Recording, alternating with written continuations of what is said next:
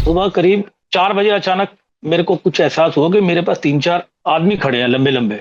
7 foot से नीचे कोई नहीं था। मेरी तो आवाज बंद हो गई, तो वो मेरे से बोले कि आपका जो समय है ना, वो पूरा हो गया। इस धरती पर जो आपका टाइम था वो पूरा हो गया। कि आपका कल रात को फलानी जगह पे एक्सीडेंट लिखा था।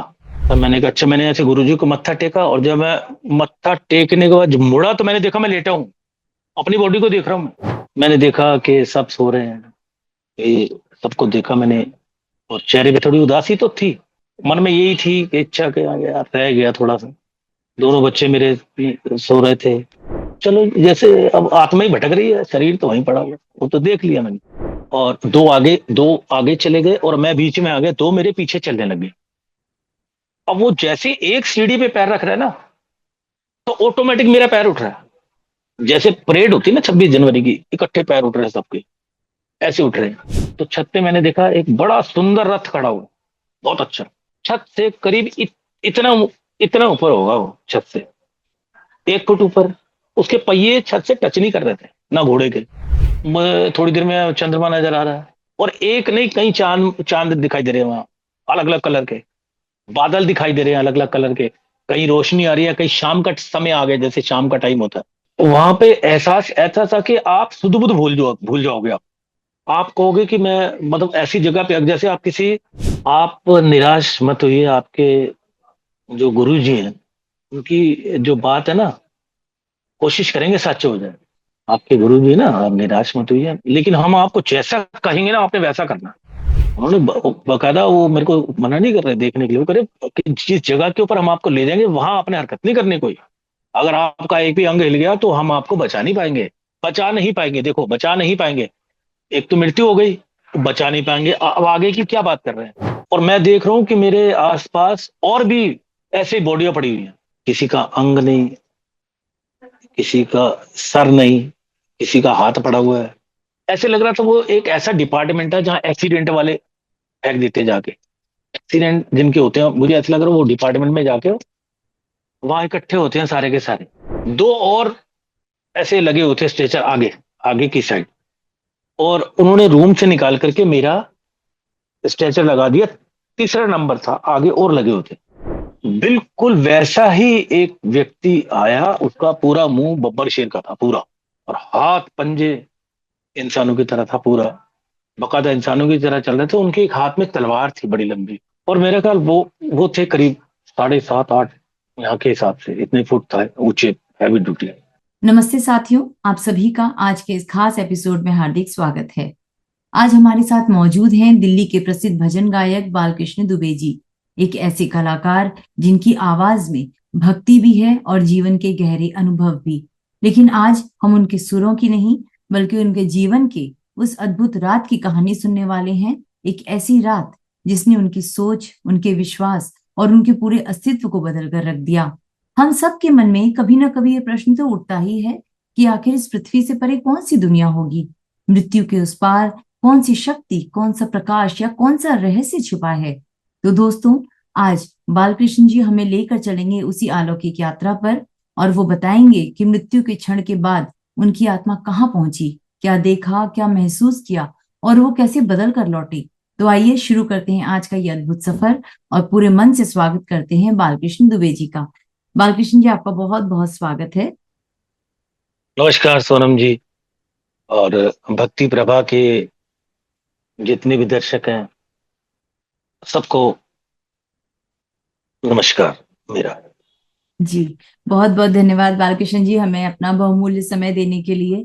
बालकृष्ण जी, मैं और मेरे जितने भी दर्शक आज आपको देख और सुन रहे हैं, हम सब जानना चाहते हैं उस रात आपके जीवन में ऐसा क्या घटा जिसने आपके जीवन को एक नई दिशा दी, एक नया मोड़ दिया। क्योंकि हम सब जानते हैं कि मृत्यु के बाद बहुत कम ऐसे चुनिंदा भाग्यशाली लोग होते हैं जिन्हें पुनः जीवन मिलता है। आप उनमें से एक हैं। आपने मृत्यु के बाद की वो दुनिया देखी। क्या थी वो दुनिया, कैसी थी, क्या घटा, क्या बातें हुई आपके साथ, सब कुछ खुलकर बताइएगा।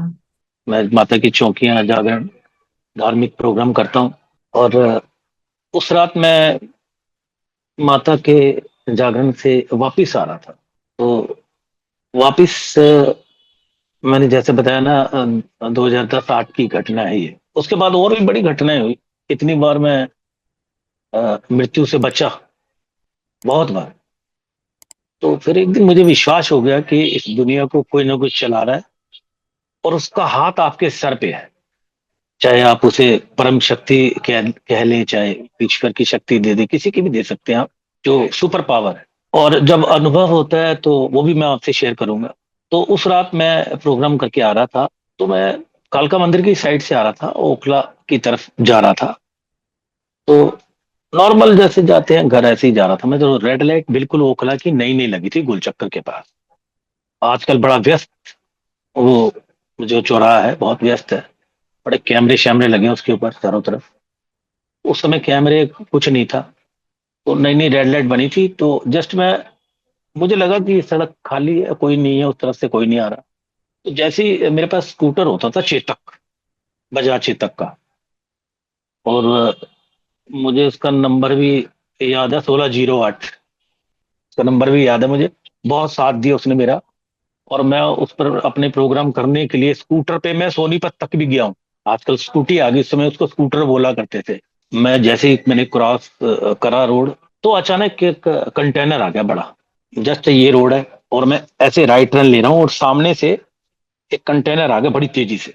अब मुझे पता नहीं चला कि अचानक से आ गया, और सीधा मेरे स्कूटी से टकराया वो। और मेरी स्कूटी ऐसे घूम गई, और घूम के उसने, स्कूटी ने मुझे तो परे फेंक दिया, और खुद स्कूटी टायरों के नीचे आ गई। 6 टायर थे उसके, दो पीछे, दो बीच में, और एक आगे था। और पूरा ऐसे उसके, आपने देखा कंटेनर ऐसा होता है, पूरा लगता है रेलगाड़ी का पूरा डब्बा ही रखा हो उसके ऊपर। मुझे याद है वो स्कूटर चकनाचूर हो गया मेरा, आगे का पूरा हैंडल जो है। और मेरे पाँव जो है वो स्कूटर के जैसे अचानक कोई स्कूटर को छोड़ता नहीं है, वो अपने पाँव थोड़े लंबे कर लेता है। तो मेरा पाँव थोड़ा एक एक लेफ्ट साइड वाला लंबा हो गया, और टायर बिल्कुल इतना सा फर्क होगा, आधी उंगली का। और वो सारे के सारे निकल गया। वो ट्रक वाला भी तेजी से, कौन रुकता है, भाग गया। ट्रक वाला समझ गया कि बंदा गया। अब अचानक जब इतना बड़ा हादसा हुआ, तो मेरी तो आवाज ही नहीं निकली। एकदम से आप इतने बड़े एक्सीडेंट से कुछ बाहर निकलते हैं, तो पहले तो पसीना निकल जाते, हार्ट आपका ऐसे से होने लग जाता, आपको पता ही नहीं चलता 2 मिनट के लिए आप कहाँ खड़े हैं, क्या हो रहा आपके साथ। इत्तेफाक से वहां कोई था भी नहीं, रात का टाइम था, वो कोई 2:30 बज रहे थे। और ओखला में उस समय इतने लोग थोड़ी ना होते थे, आज पॉपुलेशन इतनी है। दिल्ली में इतने लोग नहीं होते थे। और अंधेरा घड़ुप, मैं अकेला रोड पे। मैंने कहा भाई क्या हो गया अचानक से, कोई आदमी भी नजर नहीं आ रहा। अच्छा, मैंने फिर किसी तरह अपने स्कूटी को खुद ही खींचा मैंने, और खींच के मैं किनारे पे लेके आ गया उसे। एक आधा कोई चौकीदार टाइप का आदमी था, क्या हुआ, मैंने कहा भाई ऐसे ऐसे हो गया। करा भाई साहब यहाँ तो होता रहता है ये वो, कुछ इस तरह से बोला वो मेरे से। तो मैंने उसकी बात की तरफ ज्यादा गौर नहीं करा। मैंने उसी समय अपने घर में फोन मिला। घर में मेरे बड़े भैया हैं, वो फोन बटन वाला हुआ करता था पहले, छोटा नोकिया टाइप का। तो उन्होंने बोला क्या हुआ। ये रात के 2:40 की बात है जब मैंने उनको फोन मिलाया। घटना मेरे साथ 2:25 के आसपास, 2:30 बजे के आसपास हुई। तो उन्होंने फोन पिकअप करा, मैंने ऐसी बता दी भैया ऐसी ऐसी बात है, कुछ मैं बच गया, एक ट्रक आया था ये वो। मैंने पूरी घटना तो बताई नहीं कि मेरा स्कूटर ये हो गया वो हो गया। तो उन्होंने कहा अच्छा मैं आ रहा हूँ। वो रात को उठ के करीब मेरे पास 15 मिनट में पहुंच गए, क्योंकि मेरे घर की दूरी ओखला से करीब 2 किलोमीटर 2.5 किलोमीटर के आसपास। वो आ गए, और मेरे से ज्यादा उस स्कूटी को देखते नहीं। अरे हैं, क्या की हो गया। मैंने कहा भाई ये एक ट्रक आ रहा था उधर से, वैसे से। अरे यार कमाल है भाई, ये तो तेरे को माता रानी ने बचा लिया आज। मैंने भी शुक्रिया अदा करा। अब वो स्कूटी को वहां पे कोई 3 पहिए की रेडी वाला चौकीदार कोई सो रहा था, उसको जगाया, उसे 300 रुपए दिए, तो घर में आई, स्कूटी वगैरह लगाई। मैकेनिक भी देख के हैरान हो गया। मैकेनिक के पास मैंने बेच दी, कबाड़े में लिख के सब, ये ले भैया ले जा। तो ये हाल हो गया था उसका। तो क्या हुआ कि ये एक रात की घटना, पूरा दिन निकल गया चर्चा में। तो भाई ये हो गया वो हो गया। मैं थोड़ा बहुत घड़ी, हल्की सी घड़ी से लगी थी जैसे सड़क पे लगती है थोड़ी बहुत। अब पूरा दिन निकलने के बाद अगली रात को मैं, मेरे पास कोई प्रोग्राम नहीं था, तो मैं सो रहा था। अब इस बात पे यकीन करना जो है मुश्किल होगा लोगों के लिए कि यार कोई सपना भी हो सकता है, सपना है हकीकत है, भाई ये तो मैं भी नहीं समझ पाया कि सपना है हकीकत है, लेकिन मुझे तो वही लगा कि जैसे आम लोग जैसे खड़े होकर बात करते हैं ये सब। और बड़ा हल्कापन महसूस हुआ, कोई ऐसी डर वाली बात भी नहीं थी। तो मैं सो रहा था। अब मैं सो गया 10 बजे खाना वाना खा के। सारा दिन चर्चा होती रही कि अर्ली मॉर्निंग में एक्सीडेंट हुआ था, स्कूटी पे आ गई, मैं भी घर पे आ गया, मैं सो रहा हूँ। तो अचानक से क्या हुआ कि मेरी सुबह करीब 4 बजे अचानक मेरे को कुछ एहसास हुआ कि मेरे पास तीन चार आदमी खड़े हैं, लंबे लंबे। उन्होंने वाइट पूरा पहन रखा था, वाइट कुर्ते टाइप के पहन रखे थे उन्होंने। और वो अंधेरे में उनका चेहरा नजर नहीं आ रहा था, सिर्फ उनके दांत दिखाई दे रहे थे, बिल्कुल मोतियों की तरह चमक रहे थे। और जब मैं उनकी तरफ देखा, तीनों की तरफ, तो मैंने मन में सोचा कि ये कौन है। तो मुझे डर वगैरह तो कुछ लगा नहीं, लेकिन और बड़े प्यार से बोले, हाँ जी बालकृष्ण जी, चलो। कह भाई चलो। अब मेरे मन में आ गया कि भी ये कोई ऊपरी चीज है, कोई कुछ है ये। और उनके जो है कद भी लंबे लंबे थे। 7 फुट से नीचे कोई नहीं था। 7 फुट से नीचे कोई नहीं था। लंबे लंबे थे, भारी भरकम शरीर था उनका। और बिल्कुल ऐसे जैसे हमारे खली जी हैं, खली काफी पॉपुलर हैं, खली जी उनके जैसे थे वो। तो वो बोले कि चलो। वो बोले चलो। अब मेरी तो आवाज बंद हो गई। जब मेरी आवाज बंद हो गई तो मैंने कहा, मैंने उनको बोला, मैंने कहा कहाँ चलना है?"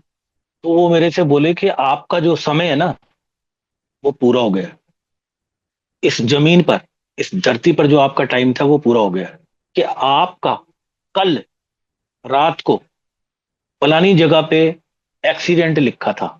उन्होंने ये नहीं कहा ओखला रोड पे एक्सीडेंट लिखा था, ऐसा कुछ नहीं बोला।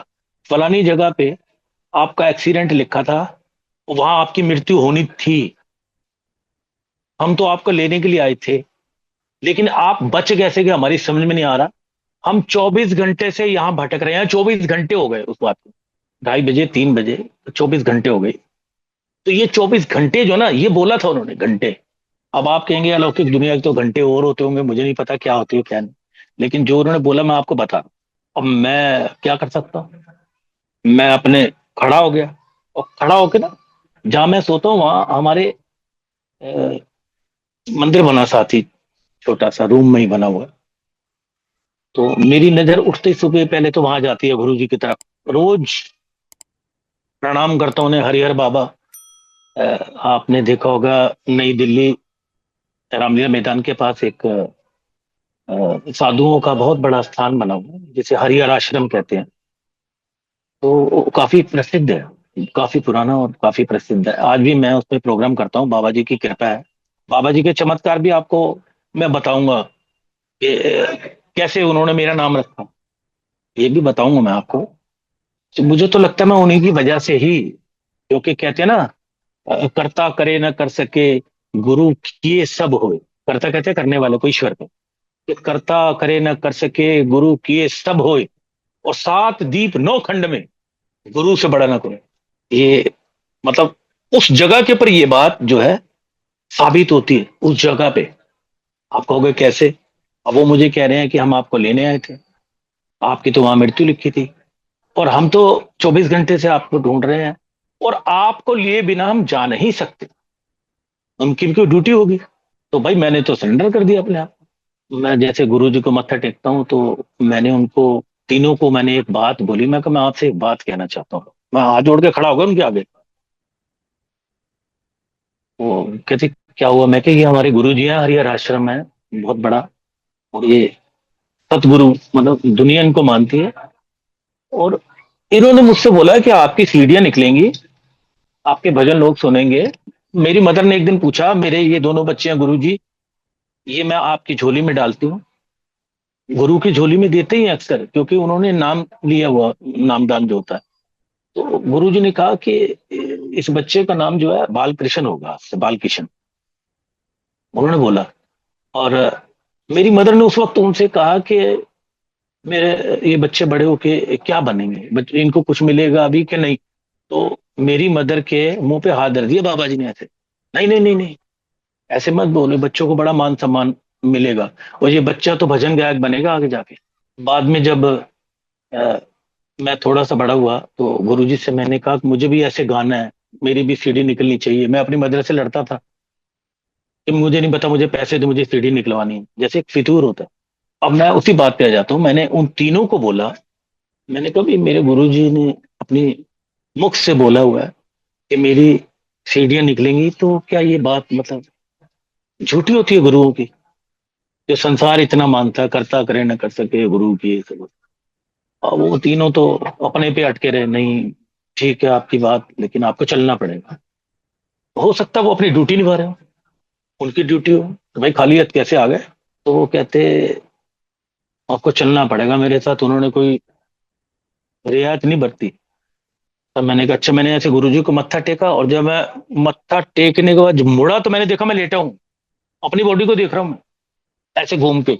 ऐसे मैं ये देखिए, जैसे मेरे ये पलंग है, मान लीजिए ये पलंग है, अब मैं पलंग पे लेटा हूँ उस तरफ, और वो मेरे से बात कर रहे हैं। बात करते करते मैं उठा, उठ के मैंने अपने गुरु को प्रणाम करा, उनको बताया। वो कहते नहीं चलना पड़ेगा। मैंने कहा अच्छा ठीक है। और जब मैं चलने लगा तो अचानक मैंने पीछे मुड़ के देखा, तो मैं लेटा पड़ा हूँ।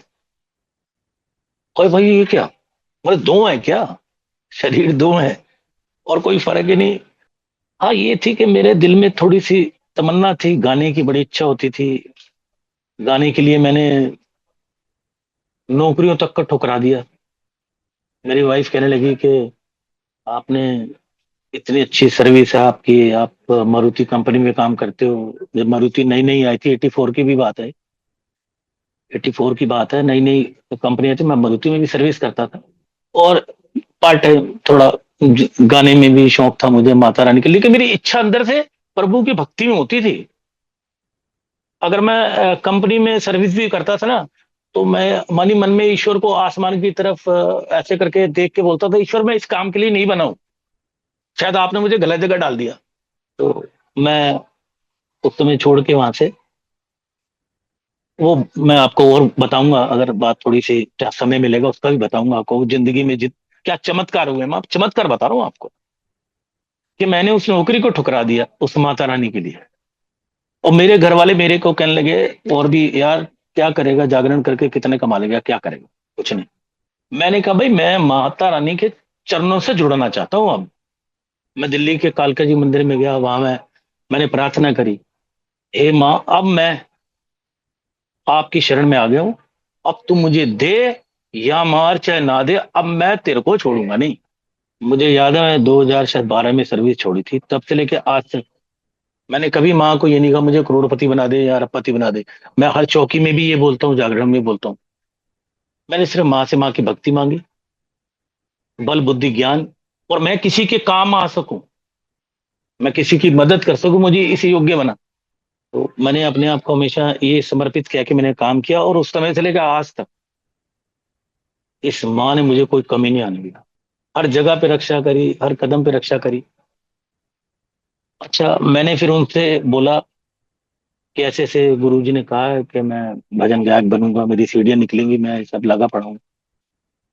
तो वो कहते नहीं चलना है। तो मैंने एक और रिक्वेस्ट करी उनसे कि मैं एक बार जाने से पहले अपने घर वालों को देखना चाहता हूँ। तो उन्होंने मुझे इजाजत दे दी।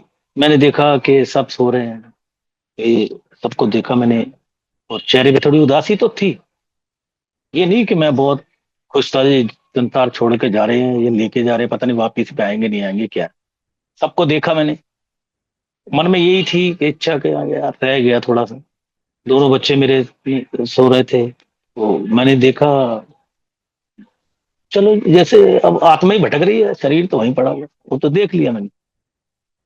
अब वो तीनों मेरे घर की सीढ़ियां जो थी ऊपर जाने की छत की तरफ, तो एक पहले आगे आ गया, और दो आगे चले गए, और मैं बीच में आ गया, दो मेरे पीछे चलने लगे। अब वो जैसे एक सीढ़ी पे पैर रख रहा है ना, तो ऑटोमेटिक मेरा पैर उठ रहा है।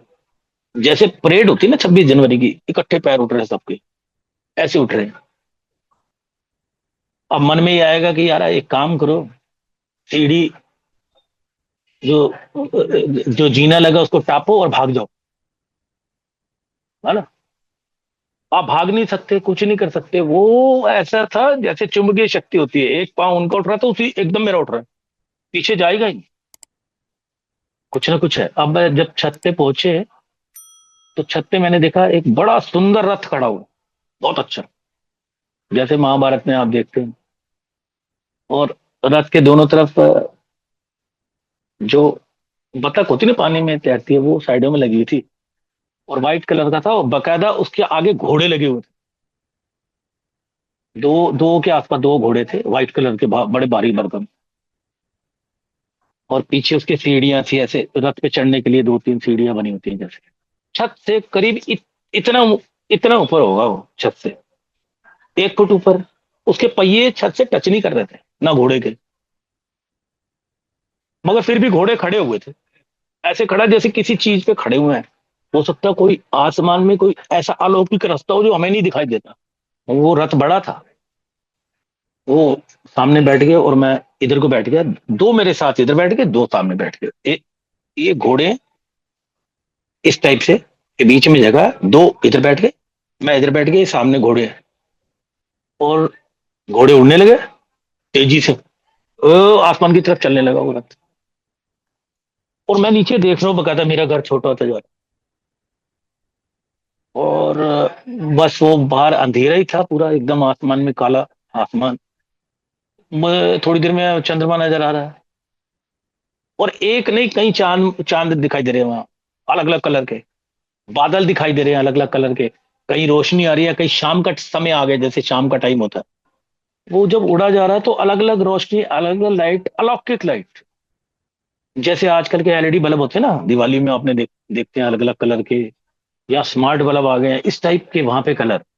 लेकिन वो कलर इतने अच्छे लग रहे थे कि मन को ठंडक महसूस कर रहे थे, करवा रहे थे।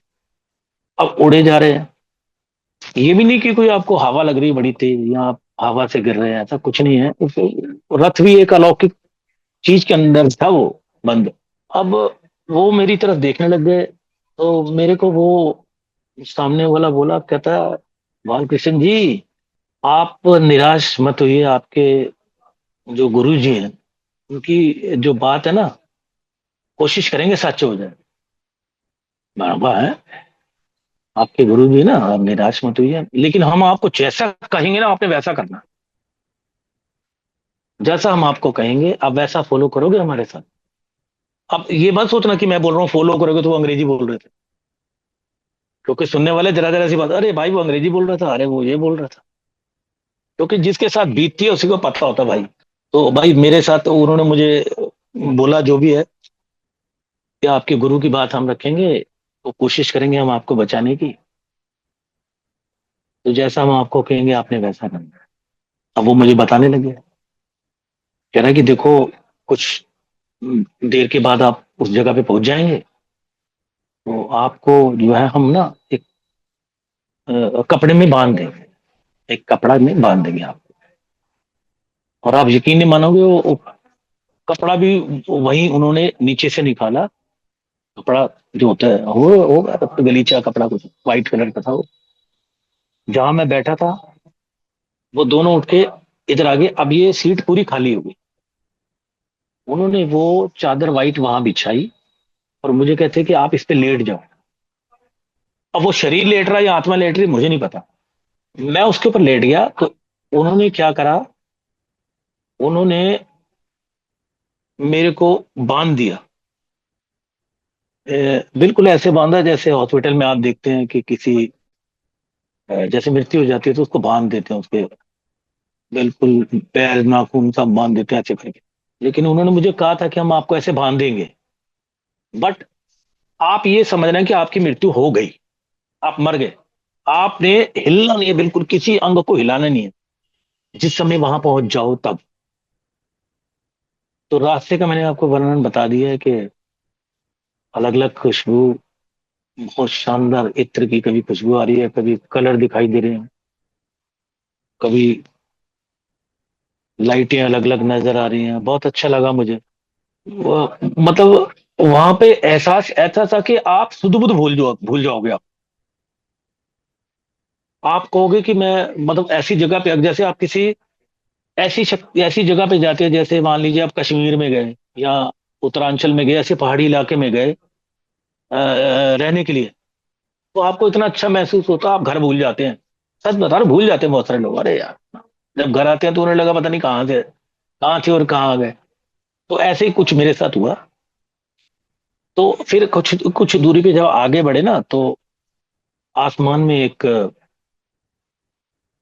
कुछ बादल थे अलग अलग कलर के, येलो कलर के, ग्रीन कलर के। तो मैंने देखा आसमान के अंदर कुछ दूरी के ऊपर एक महल बना हुआ, महल जैसे होता है। उन्होंने बकायदा, वो मेरे को मना नहीं कर रहे देखने के लिए, वो करे कि जिस जगह के ऊपर हम आपको ले जाएंगे वहां आपने हरकत नहीं करनी कोई। अगर आपका एक भी अंग हिल गया तो हम आपको बचा नहीं पाएंगे। बचा नहीं पाएंगे, देखो, बचा नहीं पाएंगे। एक तो मृत्यु हो गई, तो बचा नहीं पाएंगे। अब आगे की क्या बात कर रहे हैं? कोई और शरीर है क्या जिसकी, जो मुझे लेके जा रहे हैं? ये भी उनकी नजर में शरीर ही है। मैंने देखा कि वो महल बड़ा खूबसूरत महल था, बहुत खूबसूरत महल, बड़ा सुंदर। और वो अलग अलग कलर में आ रहा था। उसके नेचुरल कलर जो बदल रहे थे, कभी लाल, कभी ग्रीन, कभी येलो। तो वो मेरा रथ उन्होंने वहां पे उसके आगे जाके रोक दिया। उन्होंने मुझे लास्ट वार्निंग दी कि हिलना नहीं है आप। ठीक है, उन्होंने पूरा अपनी तरफ से रास्ते में ही, थोड़ी आने से पहले ही बांध दी अच्छी तरह। अब मैं मृत्यु, मैं मृत्यु मृत्यु अपने आप को मृत समझ रहा हूँ, आंखें बंद, सब कुछ बंद। वहां पे वो रथ रुक गया। रुकने के बाद क्या हुआ कि दूसरी तरफ से वो लोग चले गए, तो एक अलग किस्म के इंसान आए, अलग किस्म के। वो उनसे भी बड़े थे, उनसे भी कद में थोड़े से बड़े थे। उन्होंने मुझे रथ से उतारा, ऐसे पकड़ के, जैसे कपड़ा होता ना ऐसे पकड़ के। वो ऐसे ले आने लगे। उनके लिए तो मृत है। और मेरा ख्याल उनकी नजर में मेरा भार तो 100 ग्राम होगा, जिस हिसाब से वो लंबे चौड़े थे। उन्होंने अपना पकड़ा। तो वो मुझे एक रूम बना होता, जैसे छोटे छोटे रूम बने होते हैं ना, जैसे पुराने अ, महल पुराने जो बने होते हैं, आप देखते हैं मुगलों के टाइप है, ऐसे ऐसे ऐसे ऐसे बने हुए थे, डिजाइन वाले और जालीदार। सेम वही जैसे ताजमहल के अंदर सुराग देखते हैं हम, जालियां बड़ी शानदार बनी होती है। तो उन्होंने क्या करा, एक रूम था, रूम के आगे उन्होंने मुझे, मेरी बॉडी को पकड़ के ऐसे झुलाने लग गया, ऐसे करके दोनों, बड़ी तेजी से। और झुलाने के बाद उन्होंने ऐसे करके छोड़ दिया, ऐसे करके छोड़ दिया एकदम। जब उन्होंने छोड़ा तो मैं सामने दीवार से जाकर टकराया बड़ी जोर से। और दीवार से टकराने के बाद नीचे गिर गया ऐसे। अब जैसे किसी बॉडी को आप किसी के दीवार के साथ मारोगे तो वो धड़ाम से नीचे गिरेगी, तो वही जान जान सकता भाई क्या है, गिरने वाला ही। जब मैं नीचे गिरा तो मादी, ये मेरा जो है ना कंधा उतर जाता बार बार, इतनी जोर से वो मेरे लगा था दीवार के ऊपर। तो कई बार मैं ये अपने कंधे को बड़ा संभाल के रखता हूँ। मैं कमजोर था तो मेरा कंधा भी उतर जाता था बार बार उस वक्त। तो अब तो खैर डॉक्टर को दिखाया, उसने थोड़ा इसको ठीक कर दिया। तो वो दीवार पे मारा जोर से ही, मेरा टकराया। टकराने के बाद मैं नीचे गिरा। और वो वहां से हिले नहीं, वो देख रहे हैं। जब मैं नीचे गिर गया ना, तो वो देख रहे हैं, मतलब पटकने के बाद मुझे देख रहे हैं कि इसमें कोई हरकत तो नहीं हुई, हिल तो नहीं रहा है। अब यही चीज है कि मेरे माइंड में था कि उन्होंने बोला कि भाई हिलना नहीं है, हो सकता है वही उसी के लिए बोला हो कि भाई हिलना नहीं है आपने। और जरा से हिले नहीं, उनको पता चल जाएगा कि यार इसमें तो हिल रहा है, इसमें तो जान है। और फिर वो क्या करते हैं मुझे नहीं पता। तो मैं तो बिल्कुल मरीज पड़ा रहा वहां पे। मतलब थोड़ी देर के लिए चले गए। अब मैं देख रहा हूँ कि वहां पे जो है हल्की रोशनी आ रही है जालियों से, जैसे चंद्रमा की रोशनी आती है ना, इस टाइप की आ रही है। और वहां पे खुशबू बड़ी शानदार आ रही है, बहुत जबरदस्त खुशबू, गुलाब की। और मैं देख रहा हूँ कि मेरे आसपास और भी ऐसी बॉडियां पड़ी हुई हैं। किसी का अंग नहीं, किसी का सर नहीं, किसी का हाथ पड़ा हुआ है। मतलब ऐसी ऐसी चीजें वहां पड़ी हुई हैं कि आदमी, अच्छा आप ये अब मन में सोचोगे कि यार इतनी चीजें पड़ी हुई हैं यहाँ पे, तो भाई उनकी तो बदबू से बुरा हाल हो जाना चाहिए। लेकिन वहां का ये चमत्कार था कि इतनी खुशबू आ रही थी, खुशबू बिल्कुल जैसे गुलाब की, कमल के फूलों की, इतनी शानदार खुशबू आ रही थी, इतनी बॉडियां होते हुए भी ऐसे लग रहा था वो एक ऐसा डिपार्टमेंट है जहाँ एक्सीडेंट वाले फेंक देते हैं जाके। एक्सीडेंट जिनके होते हैं, मुझे ऐसा लग रहा है वो डिपार्टमेंट में जाके वहां इकट्ठे होते हैं सारे के सारे। वो बड़ा वो दृश्य भी भाई, मतलब और कोई जीते जी इंसान देखेगा यार, इधर बॉडी पड़ी है, इधर टांग पड़ी है, इधर हाथ पड़ा हुआ कटा हुआ किसी का, बड़ा अजीब सोचेगा मन में। तो मैं तो पड़ा हूँ उसी जगह पे। अब मुझे नहीं पता क्या होगा आगे क्या नहीं। करीब 5 मिनट के बाद वो लोग दोनों को दोनों फिर आए, वही। उन्होंने मेरी बॉडी को जो है कपड़ा समेत उठाया। अब बाहर एक स्ट्रेचर, क्या बोलते हैं उसे, जो हॉस्पिटल में होता है, तो उन्होंने मुझे उस स्ट्रेचर पे लेटा दिया। लेटाने के बाद उन्होंने कपड़ा जो है वो वहां से थोड़ा खोल दिया ऐसे करके, कपड़ा कपड़ा खोल दिया, ओपन दी बॉडी होगी, ओपन ऐसे। और मेरे आगे दो और ऐसे लगे हुए थे स्ट्रेचर आगे, आगे की साइड। और उन्होंने रूम से निकाल करके मेरा स्ट्रेचर लगा दिया।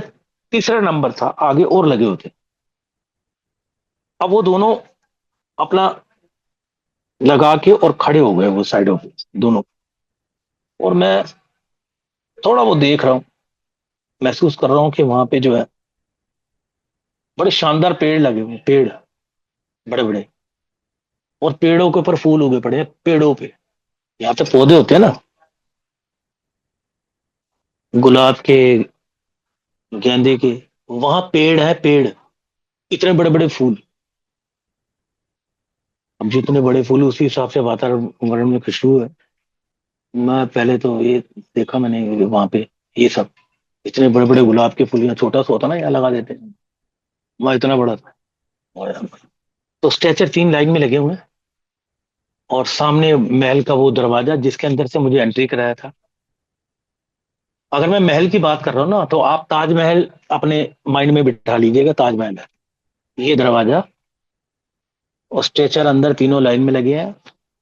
और वो जो मेरे साथ हैं वो आगे, थोड़ी आगे चले गए। और इस साइड से, मतलब इस साइड से 3 आदमी आए। जो मेरे साथ गए थे वो आए, उसमें से एक आदमी नहीं आया, निकल के आए। और वो आने के बाद एक पंक्ति में खड़े हुए गेट पे, ये स्ट्रेचर है और वो 3 आदमी यहाँ खड़े हो गए गेट के पास। अब इस साइड से क्या हुआ, अरे ये ध्यान से सुनना। इस साइड से एक आदमी आया, जबरदस्त आदमी। अब वो आदमी कैसा था, आपने नरसिम्हा भगवान देखे हैं, जो है प्रहलाद का जो है, वो भगवान विष्णु हरि हैं। तो बिल्कुल वैसा ही एक व्यक्ति आया, उसका पूरा मुंह बब्बर शेर का था पूरा, और हाथ पंजे इंसानों की तरह था पूरा, बकायदा इंसानों की तरह चल रहे थे। उनके एक हाथ में तलवार थी बड़ी लंबी। और मेरे ख्याल वो थे करीब 7.5 8, यहाँ के हिसाब से इतने फुट था ऊंचे, हैवी ड्यूटी। अब वो इधर से आए, 2 आदमी इधर से आ गए, वो बीच में आगे खड़े हो गए इधर से। अब दोनों आदमी ना, एक के हाथ में कुछ डायरी थी, डायरी, छोटी डायरी थी एक के हाथ में। अब वो जो जिनके हाथ में तलवार थी और मुंह जिनका बब्बर शेर की तरह था, सेम वैसे ही जैसे नरसिंह भगवान है, और वो ऐसे कर रहे थे थोड़ी थोड़ी देर में। और शेर की दहाड़ जैसे ऐसे होती है, ऐसे जीभ निकाल के ऐसे ऐसे। और मैं स्टेचर पे जहां था, तो ये समझ लीजिए कि जो पहला स्ट्रेचर आया, वो इशारा करा होगा ना उन्होंने, ले आओ, जैसे कोई कहता ले आओ। और वो पहला स्ट्रेचर उनके सामने लेके आए। तो उन्होंने क्या करा, अपनी तलवार लेके ना सबसे पहले उनके पैरों में लगाई। वो दोनों आदमी भी खड़े हैं उनके साथ, एक हाथ में डैली डैली लेके खड़ा हुआ है। और बकायदा जो हाथ के अंदर पेन है वो मोर का पंख है, ऐसे मोर का पंख, जैसे मोर का पंख होता ना, कभी मोर का पंख देखना आप, ऐसे होता ना, और उसके उससे वो लिख रहा था ये। तो वो जो बंदे लेके वो जो स्ट्रेचर लेके आए, तो वो जो नर्सिंग जैसे मुझे दिखाई दे रहे थे, उन्होंने तलवार पैरों में रखी उनके, और जोर से दबाई ऐसे। फिर उन्होंने पेट पे रखी, लास्ट में गर्दन पे रखी। अब वो तलवार रख के क्या देख रहे थे मुझे नहीं पता। और तलवार हटाने के बाद इशारा कर रहे थे ऐसे, भाई ये हटा के अगला लेके आओ। फिर अगला भी ऐसे 3 बार ऐसे करा। अब आया मेरा नंबर। अब मेरा नंबर आने के बाद तब मैंने उस व्यक्ति को जो देखा, अब मैं उसको देख रहा हूँ कि वो शेर का मुंह है, और बड़ा, मतलब उनको देख के आदमी वैसे ही उठ के बैठ जाए, भैया चलो चलो हो गया। डर के मारे, अगर आप में जान है तो। उनकी हुंकार, अब शेर आपके सामने आ जाए क्या करोगे आप? जान ही निकल जाएगी। है जी, बहुत सारे कहते हैं ना, मैं शेर से आपको पता है हवा निकल जाती है बंदे की, देखते सारी काम खत्म उसका। जान तो बाद में निकलेगी, पहले भी होश हो जाता है। वो क्या करेगा, वो पहले ही लमलेट हो जाता है। एक बार मुझे याद है, मेरा प्रोग्राम था रामनगर। जैसे ही हम प्रोग्राम खत्म करके निकले तो हमारा जो ऑर्गेनाइजर था वो मेरे को बोला, यार रस्सी तो वहां रह गई यार, रस्सी तो वहां रह गई, रस्सी लेके आ यार। मैंने कहा हाँ जी मैं लेके आता हूँ। कहते अच्छा वहां जाने की जरूरत नहीं, पेड़ के नीचे रस्सी पड़ी है, रस्सी ले आओ, जाओ पेड़ के नीचे। अब मैं वहां पेड़ के नीचे जब रस्सी लेने गया ना, तो एक फौजी ने मुझे पकड़ लिया, वो गन लेके घूम रहा था। कह रहा आप यहाँ पे क्या कर रहे हो? मैंने कहा जी ये रस्सी ले रहा हूँ, थोड़ी सामान बांधने के लिए, वो रह गई हमारी रूम में रह गई है, यहाँ पड़ी थी, ले रहा हूँ। कह रहा फटाफट गाड़ी में बैठ जाओ यहाँ। मैंने तो देख लिया, शेर देख लेता ना, तुम्हारी रस्सी बना देता। मतलब उस जगह पे शेर शेर आते हैं उस जगह पे। आप ये रामनगर जो है, कारबेट कारबेट पार्क आपने देखा हो। तो मैं तो भैया डर गया, रस्सी क्या लेके आऊं, रस्सी उठा के भागा। मैंने कहा दादा आपने मुझे रस्सी लेने के भेज दिए, वो तो कह रहा शेर आते हैं वहां पे। तो आप समझ सकते हैं कि मुझे कितना डर लगा होगा उस समय। लेकिन मेरे मन में उनकी बात याद थी कि अगर जान बचाना है तो हिलना नहीं है आपने। मैंने कहा यार ये तो गुरु ने शक्ति दी है। कुछ बच्चों को याद आ रही है, यहाँ पे घर जाने की इच्छा हो रही है, भाई ये कहाँ पे आ गए, क्या है यहाँ तो कोई भी नहीं है अपना, अजीब सा ही है ये माहौल। तो उन्होंने क्या करा, मेरे पैरों के ऊपर तलवार रखी। वो तलवार बड़ी, मतलब जोर से रखी, और फिर पेट पे रखी। उसका वजन इतना था कि जब पेट दबता था ना, तो अच्छे अच्छे भी गंगे बस करो भैया चलो। अब वो जब मेरी गर्दन पे रखने लगे ना, अब ध्यान से सुनना, जब मेरी गर्दन पे रखने लगे, तो साथ में बंदा ना, जिसने डेयरी पकड़ रखी थी, उसने उनका ध्यान डाइवर्ट करा। अब वो ऐसे करके उन्होंने जो नरसिम्हा जिनका वो था चेहरा, सिंह की तरह, उन्होंने ऐसे गर्दन घुमाई, और वो उसकी डायरी में देखने लग गए ऐसे करके। और वो आदमी कुछ बात करने लगे डायरी में ऐसे ऐसे करके। तो डायरी में देखते रहे, इधर डायरी में देख रहे हैं और इधर तलवार लेके मेरी गर्दन पे रख रहे हैं। अर्थात मेरी गर्दन पे उन्होंने रखा, लेकिन ज्यादा दबाव नहीं दिया, और ध्यान इधर हो गया उनका, वो आदमी कुछ बात करने लग गया। फिर उन्होंने हटा ली तलवार, और तलवार रख के उन्होंने अपना जो है चारा घुमाया, और जहां से आए थे वहां चले गए। अब दो जो मेरे से आगे, तो वो तो ले गए अंदर इस साइड घुमा के। लेकिन जब वो जैसे ही वो जाने लगे ना, वो दोनों डेयरी वाले जो थे ना, जो उनके साथ खड़े थे, उन्होंने डेयरी कर दी बंद। और उन दोनों ने पकड़ के, जो उनके साथ थे, मेरा वो स्टेचर खींच के बाहर ले आए, बाहर, उस महल से बाहर। बाहर लाने के बाद उन्होंने, हालांकि फिर बांध दिया था देखो। जब वो चेक करा ना उन्होंने, जब उन्होंने चेक करा मेरा पूरा गर्दन पे सब चेक करा, ध्यान डाइवर्ट हो गया, तो फिर उन्होंने उसको बांध दिया उसके सामने, बॉडी को दोबारा से। और फिर वो व्यक्ति चले गए, वो वहां से जिनका शीट जैसा मुंह था। अब इन्होंने स्ट्रेचर मेरा बाहर खींचा। स्ट्रेचर बाहर खींचने के बाद फटाफट मेरे बंधन खोलने लग गया। बंधन खोलने के बाद उन्होंने मुझे पता क्या कहा, कि बालकृष्ण जी आपने हमारी इज्जत रख ली। ध्यान से सुनिए आप। उन्होंने मेरे से कहा बालकृष्ण जी आपने हमारी इज्जत रख ली, और हमने आपकी इज्जत रख ली। आपके गुरु की बात भी सच हो गई, क्योंकि आप कह रहे ना, गुरु जी ने कहा था कि आपके कैसे निकलेगी भजनों का, आपको मान सम्मान मिलेगा, आप भजन गाएंगे, आप सेवा करेंगे माता रानी की, गुरुजी ने बोला था भजन गायक बनेगा, तो अब आप आजाद हैं, अब आप जाओ। हम भी बच गए, हमारा भी काम पूरा हो गया, आपकी एंट्री भी हो गई, चेकिंग भी हो गई, अब आप जाओ। मैंने उनसे ये नहीं पूछा कि भाई आपसे क्या बात हुई, उन्होंने मुझे क्यों बचाया। भैया अपनी जान बचानी है, यहाँ से जितनी जल्दी भाग लो उतना अच्छा है ना। तो उन्होंने जब ऐसे करके स्ट्रेचर को खोले मेरे कपड़े और कहते अब जाओ, और जैसे ही उन्होंने बोला जाओ, तो अचानक मेरे साथ क्या हुआ जमीन पे, अब मैं अपने घर में हूँ, मैं अपने घर में हूँ, मेरी फट करके नींद खुल गई। हाँ, नींद खुल गई एकदम से।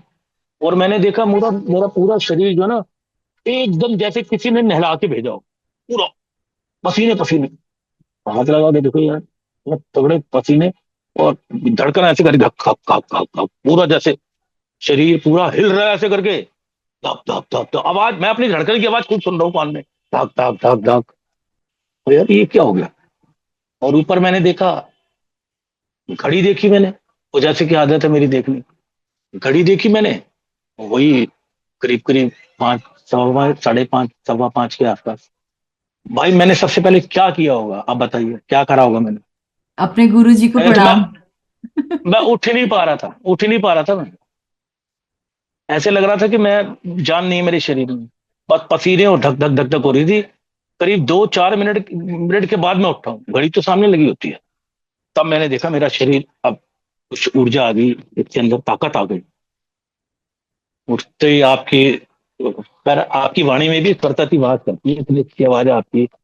जब आपने मेरे साथ कांटेक्ट करा सोनम जी, तो पहली बार मैंने, इतने सालों में मैंने बड़े सारे फोन अटेंड करे, मेरे बहुत सारे दोस्त भी हैं। हरी संधू जी भी मेरे फ्रेंड रहे हैं, जो रेडियो पे समाचार बोलते थे। हालांकि आवाज उनकी भी अच्छी है, लेकिन आपकी आवाज में वाकई एक अलौकिक आवाज है आपकी, क्लियर, सरस्वती आपकी जुबान पर वास करती है। तो ये सब जो हुआ मेरे साथ, अब इसको आप सपना के लिए, अगर सपना था तो मैं अपने आप को फिर देख रहा हूँ खड़ा होकर।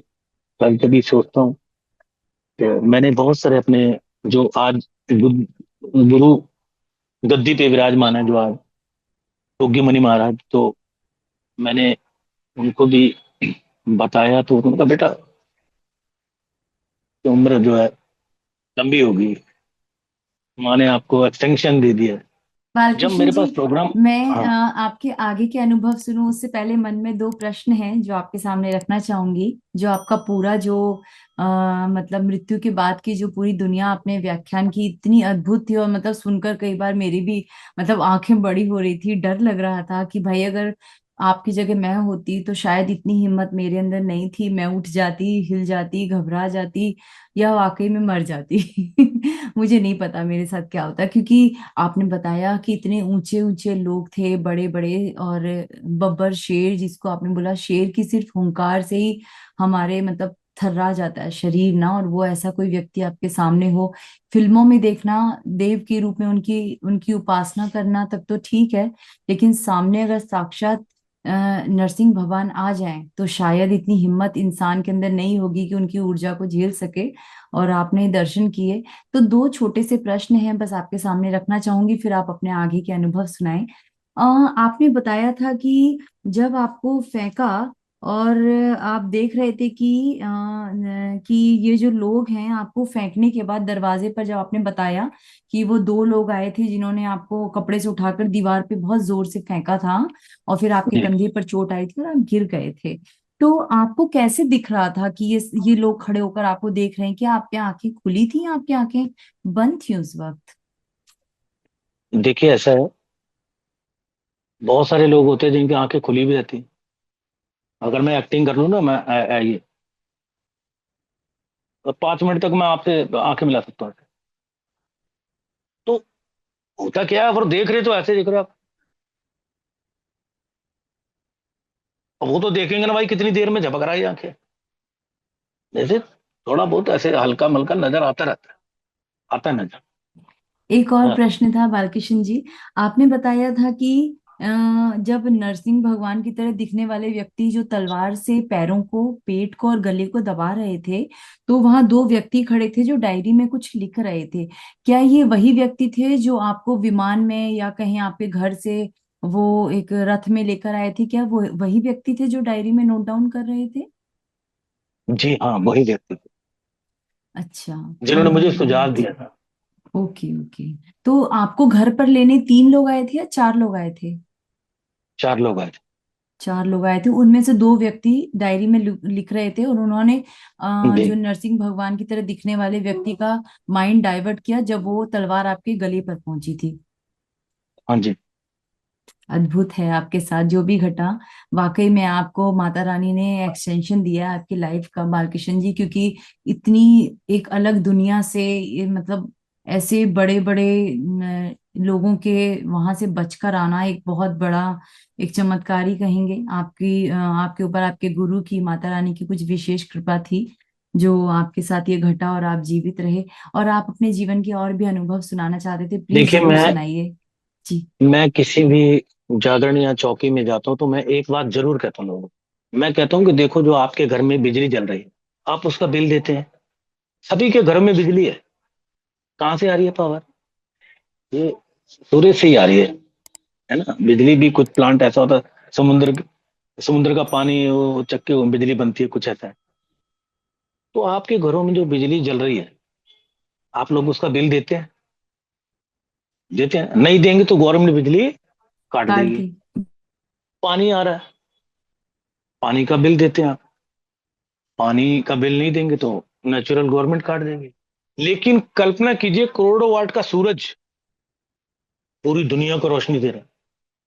करोड़ों वाट मैंने कम बोला, वाट से ज्यादा होगी, अंदाजा नहीं है।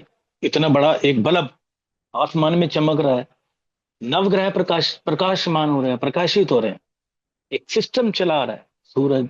रात को 0 वाट का बल्ब जल जाता है, चंद्रमा है ना, ठंडक में कितना अच्छा लगता है। तो करोड़ों वाट का सूरज पूरी दुनिया को रोशनी दे रहा है। कभी बिल मांगा है ऊपर वाले ने आपसे? कभी सोचा? और जिस दिन उसने बिल मांगना शुरू कर दिया, ये दुनिया भर पाएगी क्या? इस संसार को कोई सरकार चला रही है क्या? इस संसार को कोई हम लोग चला रहे हैं? ये सत्ता परमपिता परमात्मा के हाथ में। तो मैं लोगों को यही कहता हूं कि उसका बिल यही है कि आप इस समय उसके नाम की आराधना कर रहे हैं। आप माता की जोत जगा रहे हैं, आप माता के जागरण कर रहे हैं, आप माता की चौकी कर रहे हैं। यही है उसका बिल। यही बिल है कि आप उसकी आराधना करिए। उसके बदले वो आपको क्या देगा, आपको पता भी नहीं चलेगा। अच्छा, मेरे में क्या है कि मैंने जो ईश्वर से मांगा है वो मुझे मिला है। मैं सच बता रहा हूँ। मेरे दोनों बच्चे हैं, 2 बच्चे मेरे, और दोनों नवरात्रों में ही हुए। तो मैंने किससे मांगे थे? माता रानी का प्रसाद आया आपके घर में। मैं सुबह प्रोग्राम करके आ रहा था, तो वैन में हम लोग इकट्ठे आ रहे थे, अचानक मेरे पास फोन आ गया, अरे आपका ये रात को लड़का हुआ है। अब बताइए, नवरात्रों में हुए। एक दिन क्या हुआ, मैं एक बार भैया कहते मैं चलता हूँ आपके साथ माता की चौकी में आज। मैंने कहा चलो, बड़े भाई हैं मेरे। तो मैं उनके साथ पीछे मोटरसाइकिल पे बैठ गया, अपनी डायरी वैरी लेके जो भजन वजन। तो अचानक मेरे मन में आया, मैंने कहा भाई भैया, आपने मोटरसाइकिल कब ली है? वो बोले यार, इसको 2 साल हो गए। क्या बात है, क्यों पूछ रहा है? मैंने कहा यार भैया, ये कभी पंचर नहीं हुई? कह रहे यार, तू ऐसे क्यों बोल रहा है? मैंने कहा नहीं भैया, वो मुझे ऐसे लगा कि कुछ, चुप हो गया। आगे जाके पंचर हो गई वो 10 मिनट बाद। कह रहा यार, ये 2 साल में पंचर नहीं हुई यार, तूने ऐसा क्यों बोला?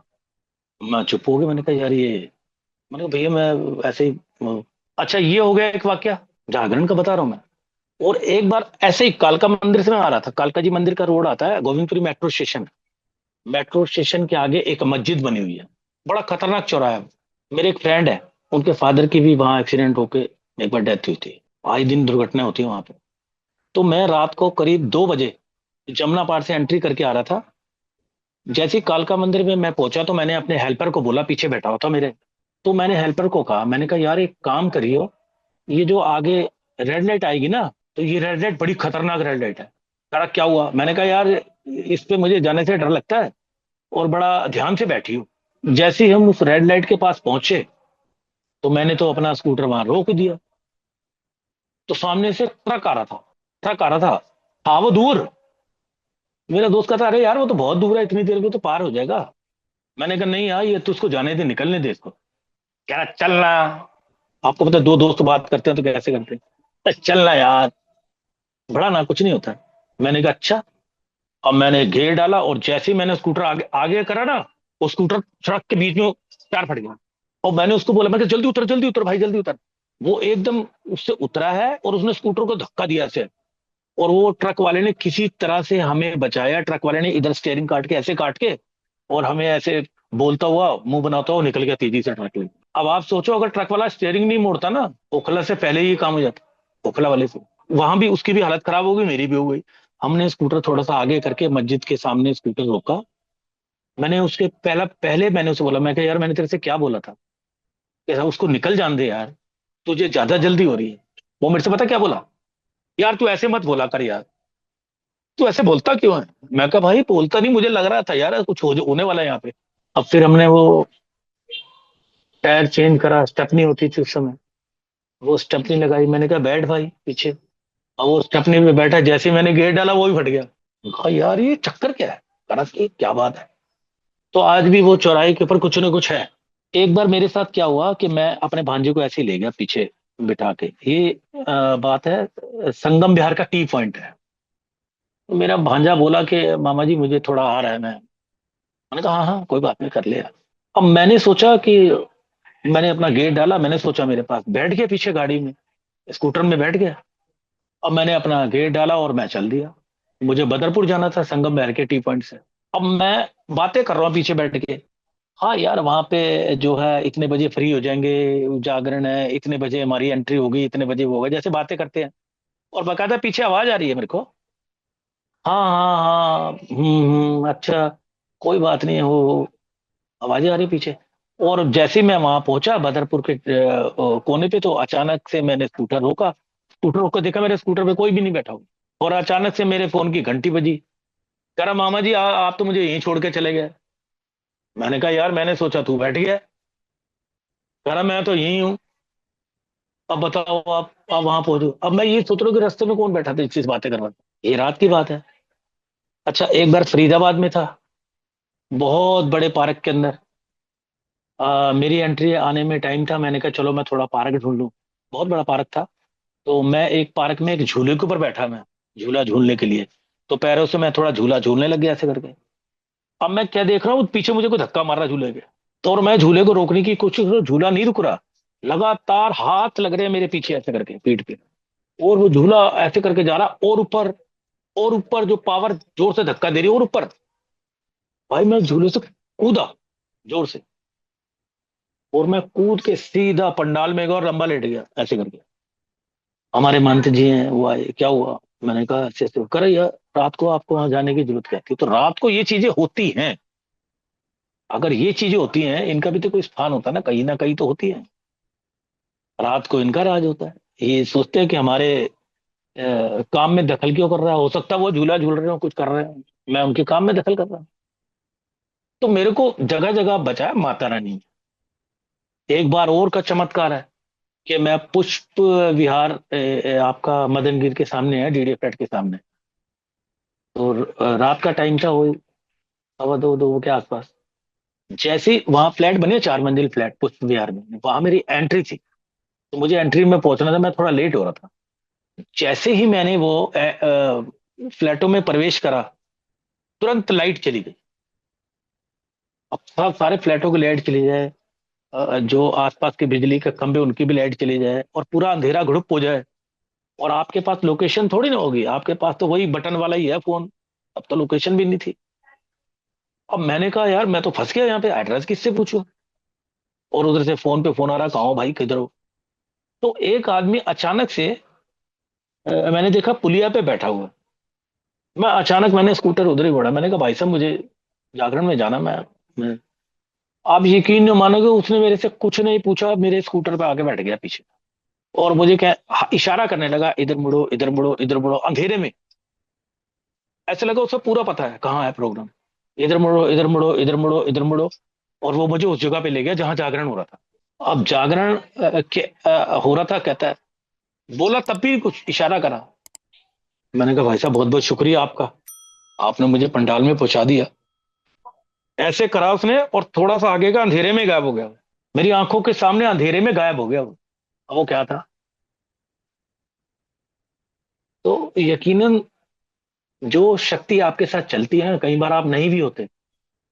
एक कई बार ऐसा भी होता है, जैसे फतूर होता है कि मैंने माता के भजन में जाना है। भाई माता रानी ने मुझे बुलाया है, मुझे जाना है, कुछ भी हो जाए। बड़ी भयंकर बारिश हो रही है। मेरी वाइफ मेरे को कह रही, इतनी बारिश में कैसे जाओगे, क्या करोगे, बिजली चमक रही है। मैंने कहा नहीं, मुझे जाना है। कोई साधन नहीं, स्कूटी स्टार्ट करी और चल रहे हैं, भाग रहे हैं बारिश में। और वो भी जवाहरलाल नेहरू जहाँ विश्वविद्यालय है उस तरफ, जो पीछे किशनगढ़ की तरफ अंधेरे का जंगल। लेकिन आप कहोगे कि डर, पता ही नहीं। सिर्फ एक ही चीज नजर आ रही है, पंडाल कहाँ है माता का, बस। और ये हाथ में गेर, और ये 80 लीटर, बस चलना है। बिजली चमक रही है, ओले पड़ रहे हैं, फलाना, कुछ भी नहीं पता, चल रहे हैं। माता रक्षा कर रही है। ऐसे लगता है जैसे पीछे कोई बैठा है, माता रानी रक्षा कर रही है। अब ज्यादा बहुत बड़ी बात हो जाएगी, लंबी। कई बार तो उल्टे सीधे लोग भी मिल जाते हैं, आपको कहते हैं ये दे दो, जो है निकाल दो, ये निकाल दो, वो निकाल दो। लेकिन जब उनको पता लगे ये तो जागरण में जा रहा है, उल्टा आपको छोड़ के भी आते हैं, जय माता की कहते। एक दिन मैंने महंत जी से पूछा, महंत जी हमारे जो गुरु जी है जागरण लाइन के, मैंने उनको पूछा, मैंने, गुरु जी ये कितने भी हैं, ऐसी सी बात हो गई, मेरे साथ ऐसा हो गया, जो भी कहता निकाल दे, ये वो प्राण कर। मैंने कहा यार, ये काफी टाइम पहले की बात बता रहा हूँ मैं। तो यार जैसे माता का नाम लिया, छोड़ दिया। तो वो कहने लगे, बेटा डाकू भी जब जाते हैं ना, तो जय भवानी कहते हैं ऐसे, अंगूठे में ऐसे करते हैं और अपना ब्लड जो है चढ़ा देते हैं काली माता को, जय भवानी कह के। तो उन्होंने सोचा यार, ये तो माता का भक्त है यार, इसको क्या करना है यार, क्या करना है। तो उनके, वो भी माता के प्रति बड़ी श्रद्धा रखते हैं। तो मैं तो सबसे यही कहता हूँ कि देखो, दुनिया में ईश्वर नाम की शक्ति तो है।